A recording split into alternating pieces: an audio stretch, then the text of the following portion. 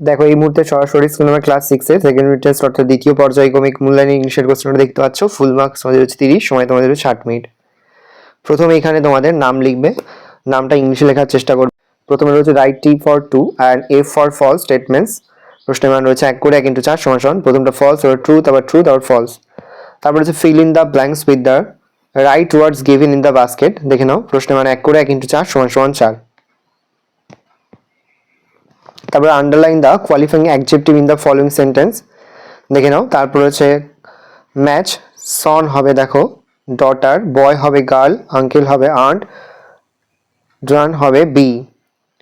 দেখে নাও।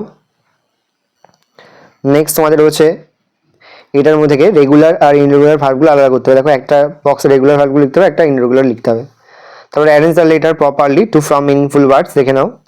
তারপর হচ্ছে fill in the blanks with the present continuous form of the verb given in the basket.